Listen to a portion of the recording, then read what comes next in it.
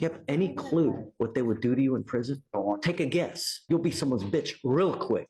Now, if I'm being honest, I really think that's offensive. Jail should be for rehabilitation. It really shouldn't be a place where they allow SA to happen. I know he's trying to scare someone straight, and I get that, but at the same time, it's like SA is happening under their watch, and he's still using it as a threat. So this is my first email that I reached out. I'm basically saying like, hey, can I get a statement on what this judge was saying in this TikTok? And I use the quotes, and I talk about why I think it's offensive, and pause if you want to read it. So what's interesting about this email is that I called her like right after I sent this, and me and the gal had, an interesting back and forth where she actually admitted to hearing about SA happening under their watch. And, she was just like kind of empathetic to what I was saying. Like she was very much like, yeah, that's not very cool. And so I thought we had a good back and forth. Here's the second response. I followed up 2 days later. I hadn't heard from them. And then I followed up again 2 days later, just, making sure someone saw it. And then their response is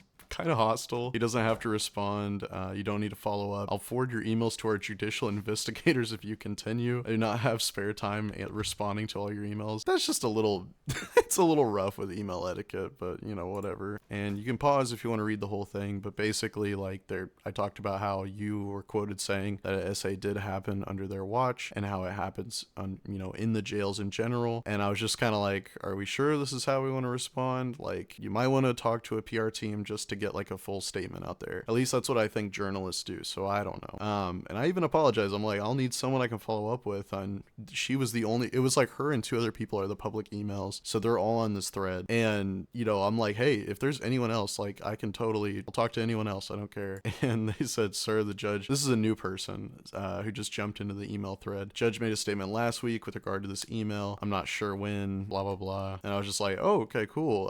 Can you link it to me? And they say, sorry, I don't have a link. It would have been the day following this initial email or the next day. And so I was like, was it sent to me? I don't have anything in my mailbox. And they said, no, it was made on the live. So I don't know what the live is. And then they reply, this is the original person. Remove me from this email chain. I am busy working and you are blowing up my inbox.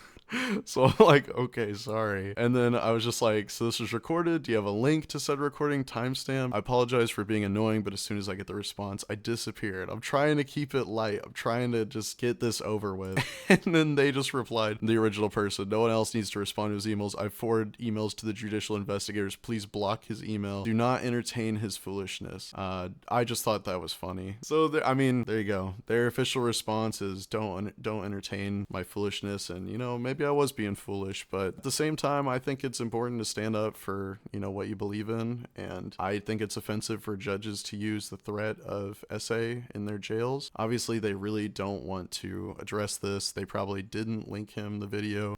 It just is what it is. So I don't know. Take that with a grain of salt, and I'm sorry, journalists, you guys go through actual hell. Do not entertain my foolishness. Thank you.